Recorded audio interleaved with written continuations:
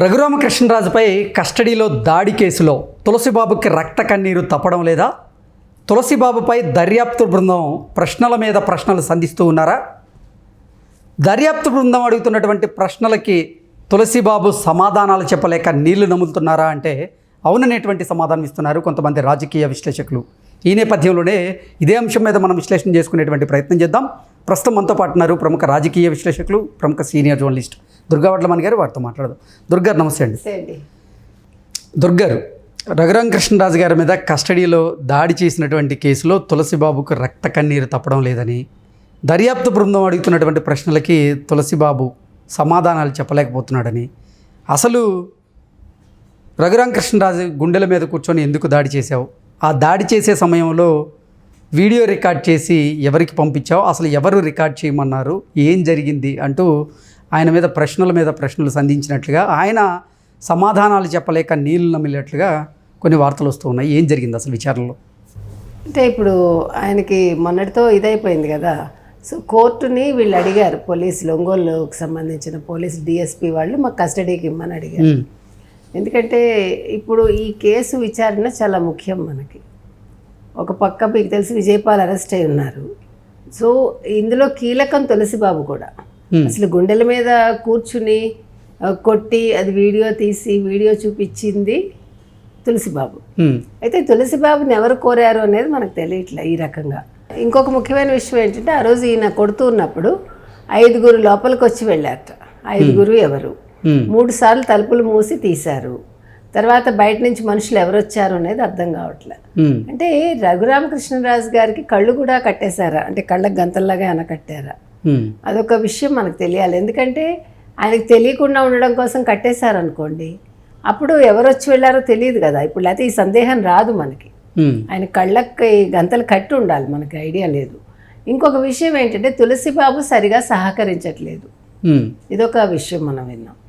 ఎందుకంటే ఈరోజు తులసిబాబు మొన్న కూడా ఆయన అసలు ఏ రకంగానూ నోరు విప్పలేదు కోర్టులో కూడా. అందుకనే ఈరోజు వీళ్ళు మాకు కస్టడీ కావాలని అడిగారు. కస్టడీలో కూడా ఆయన నోరు విప్పట్లేదని తెలుస్తుంది.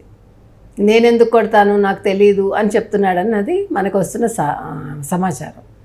అయితే ఇప్పుడు మెయిన్ అక్యూజ్డ్ ఎవరు అనేది రఘురామకృష్ణరాజు క్లియర్గా తెలుసు కదండి. ఇప్పుడు 2021 మే 14న ఇది జరిగింది. జరిగినప్పుడు ఏం జరిగింది అనేది రఘురామకృష్ణరాజు దెబ్బతిన్న వ్యక్తి కాబట్టి ఆయనకు తెలుస్తుంది. అందులో అసలు నిజంగా ఆలోచిస్తేనండి, ఒక వ్యక్తి గుండెల మీద కూర్చుని కొడితే మామూలుగా బతకడం అంటే చిన్న విషయం కాదు. బైపాస్ సర్జరీ రఘురామకృష్ణరాజు గారి గుండెల మీద కూర్చొని తన్నడం అనేది. అంటే ఇక్కడ వైసీపీ వాళ్ళది ఇంకొక పాయింట్ మీరు గమనించండి. ఇప్పుడు ఆ రోజు మన అచ్చెన్నాయుడిని కూడా అలాగే చేశారుగా. అంటే హెల్త్ కండిషన్స్ కూడా చూడకుండా, హెల్త్ బాగలేదని తెలిసి, ఆపరేషన్స్ అయ్యాయని తెలిసాక కూడా వీళ్ళు ఇంత దారుణంగా బిహేవ్ చేశారు అంటే వీళ్ళకి ఎంత పైశాచిక ఆనందం. వీళ్ళు మనుషులేనా? నిజంగా ఆలోచించండి. ఎక్కడైనా కూడా ఒక చిన్న కనికరం అనేది మనిషికి ఉంటుంది, కానీ అది లేకుండా అక్కడ అచ్చెన్నాయుడిని నరకంగా చేశారు. ఇక్కడ ఈయన్ని మనం చూసుకుంటే, మీరు చెప్పినట్టు బైపాస్ సర్జరీ జరిగిన మనిషి నిజంగా ఆయనది బ్రాడ్ ఫీచర్స్ను హెఫ్టీ మనిషి కాబట్టి ఆయన తట్టుకున్నాడు. మామూలు మనుషులు తట్టుకోగలరా? అలా పిడిగుద్దులు గుద్దుతూ ఉంటే చచ్చిపోతారు కదండి. అంటే అసలు నిజంగా మనం ఎలాంటి పాలనలో ఉన్నారు అప్పటి ప్రజలు అనేది ఆలోచిస్తే చాలా భయానక వాతావరణం అది. ఎవరికైనా కూడా ఇప్పుడు వైసీపీని మనం పోనీ వెనకేసుకొద్దాం, వైసీపీలో కొద్ది మంచి మిగిలింది అని అనుకుంటే ఎక్కడ మిగిలింది? ఇలాంటి ఇన్సిడెంట్స్ విన్నాక అసలు జగన్మోహన్ రెడ్డి మీద ఉన్న కాస్త మంచో లేకపోతే సానుభూతో కూడా ఎవరికైనా మిగులుతుందండి? అంటే ఒక జగన్మోహన్ రెడ్డి ఆనందం కోసం జగన్మోహన్ రెడ్డి చేస్తున్న అక్రమాలను బయటపెట్టినందుకు, రచ్చబండ కార్యక్రమం చేసినందుకు, వైసీపీలోనే ఉంటూ వైసీపీని తిరస్కరించినందుకు, అంటే వాళ్ళ మీద వాస్తవాలు వెల్లడిస్తున్నందుకు మీరు రఘురామకృష్ణరాజుని ఈ రకంగా చేస్తారా? ఇది న్యాయమా? మీకు నచ్చకపోతే పార్టీని సస్పెండ్ చేయండి, ఆయన అడిగాడు కూడా. కానీ మీరు సస్పెండ్ చేయడానికి భయపడి మీరు ఈ రకంగా చేయటం అనేది ఎంతవరకు న్యాయం? ఇంకొకటండి, అప్పుడు బీజేపీ కూడా ఏం చేస్తోంది? మనం ఆ ప్రశ్న కూడా వెయ్యాలి. ఇప్పుడు బీజేపీ 9.5 సంవత్సరాలు వైసీపీతో ఉండి వాళ్ళు ఏం చేశారు? వాళ్ళు ఇవన్నీ ఆ రోజు ఎందుకు ప్రశ్నించలేదు? అమిత్ షా మొన్న వచ్చి మాట్లాడుతున్నారు, బాగానే ఉంది. బట్ ఇన్ని సంవత్సరాలు మీరే కదా పెంచి పోషించారు. మొత్తం ఈరోజు ఈ స్థితికి వైసీపీ ఉంది అంటే అందులో కొద్ది గొప్ప సహకారం బీజేపీకి ఉంది, ఒప్పుకున్నా ఒప్పుకోకపోయినా. సో బీజేపీ కూడా బాధ్యులు అవ్వాలి. మరి ఇంత జరుగుతూ ఉంటే ఏపీలో ఇంత గంజాయి సాగు సాగింది, తర్వాత ఇంత అక్రమాలు జరిగాయి, ఇంత అవినీతి జరిగింది, ఇందులో మీకు చీమంతా కూడా తెలీదా? ఎలక్షన్స్ ముందు వచ్చేసి ఒక కేంద్ర మంత్రి 14 లక్షల కోట్లు ఈయన అప్పులు చేశాడు, అవినీతి చేశాడు అని ఆ రోజు మాట్లాడాడు. మరి అన్ని సంవత్సరాలు మీరు ఎట్లా నోరు మూసుకుని ఉంటారు? కేంద్రం పనేంటి? రాష్ట్రాల మీద మీరు పెత్తనం సాగిస్తున్నట్టే మీతో ఎవరైతే కలిసి వాళ్ళు ప్రభుత్వం నడుపుతున్నారో వాళ్ళ మంచి చెడులు మీరు తెలుసుకోవాలిగా, వాళ్ళ మీద చర్యలు తీసుకోవాలిగా. మీకు వాళ్ళతోటి బాగున్నంత కాలం మీకు బాధ లేదు, తేడా వచ్చాక ఇప్పుడు మాట్లాడుతున్నారు. అంటే జరగాల్సిన డ్యామేజ్ మొత్తం జరిగిపోయిందండి. మొత్తం ఆంధ్రప్రదేశ్ సర్వనాశనం అయిపోయాక ఇప్పుడు వీళ్ళు వచ్చి వీళ్ళ అవసరాలకు వీళ్ళు కూటమితో ఉండి ఈ రోజు మాట్లాడుతున్నారు. మనం అనేది ఏంటంటే మీరు మొదటి నుంచి ఒకే తరహాలో ఉండండి అని అడుగుతున్నాం బీజేపీని. ఓకే, కాబట్టి ఇవాళ రఘురామకృష్ణరాజు విషయంలో తులసిబాబు ఏదైతే చెప్తున్నాడో, ఆయన నిన్న కస్టడీకి ఇచ్చారు సోమవారం నుంచి 29 వరకు కస్టడీలో ఉంటాడు ఆయన. ఇప్పుడు ఆయన నోరు విప్పాల్సిన పని ఉంది. అంటే దర్యాప్తు బృందం అసలు ఈ తులసిబాబు మీద ఎటువంటి ప్రశ్నలు సంధించింది, దానికి తులసిబాబు ఎటువంటి సమాధానం ఇచ్చారు అంటే ఏం చెప్తారు? అదేనండి, మిమ్మల్ని ఎవరు ఇట్లా చేయమన్నారు, మిమ్మల్ని ఎవరు కొట్టమన్నారు, మిమ్మల్ని ఎవరు గుండెల మీద కూర్చోమన్నారు, మిమ్మల్ని ఎవరు ఫోటోలు తీయమన్నారు, లేకపోతే వీడియో తీసి చూపించమన్నారు, లోపలికి ఎవరు వచ్చారు, 5 ఎవరు, అసలు రికార్డ్ చేసినటువంటి వీడియోని ఎవరికి పంపించారు, జగన్మోహన్ రెడ్డి దీని వెనక ఉన్నారా అనేటువంటి ప్రశ్నలు కూడా సంధించారు కదా, దానికి తులసిబాబు సమాధానం ఏంది? అసలు నాకు తెలియదు, నేనేం చేయలేదు, ఇదే ఆయన సమాధానం. అంటే మనం మొదటి నుంచి చెప్తున్నామండి, గత 7 నెలలుగా, అంటే 7 నెలలకి ముందే వైసీపీ ఎవరైతే తప్పులు చేశారో వైసీపీ హయాంలో వాళ్ళందరికీ కూడా ఒకటే శిక్షణ ఇచ్చారు. నాకు తెలియదు, నాకు గుర్తులేదు, నేను మర్చిపోయాను. ఈ 3 మాత్రం బాగా వంట పట్టించుకున్నారు. అంటే ఎవరైతే అక్యూజ్డ్గా ఉన్నారో ఈరోజు వాళ్ళందరూ కూడా, ఇప్పుడు విజయపాల్ అయినా అదే చేస్తున్నాడు, ఇవాళ తులసిబాబు అయినా అదే చేస్తున్నాడు.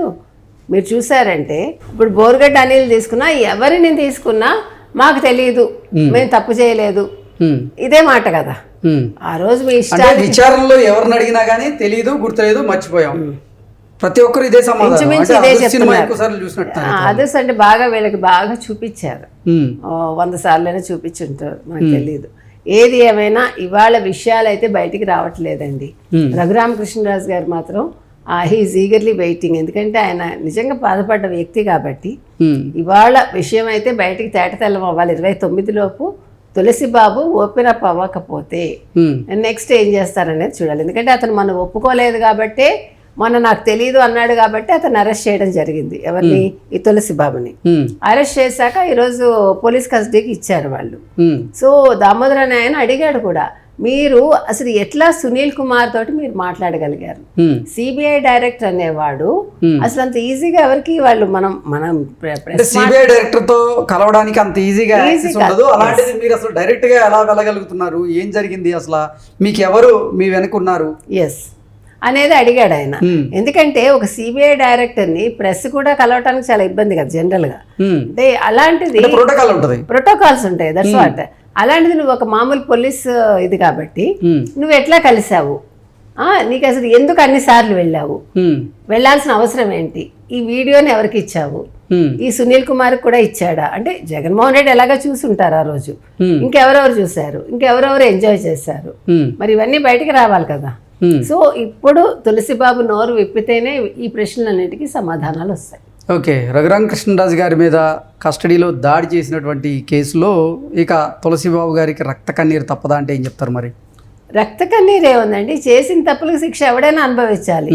అందులో ఏముంది? అందులో అంటే మీరు చేసినప్పుడేమో అదేమో తప్పు కాదు, ఇప్పుడు వీళ్ళు ప్రశ్నిస్తే వీళ్ళు కొట్టినా కూడా తప్పులేదు నన్ను అడిగితే.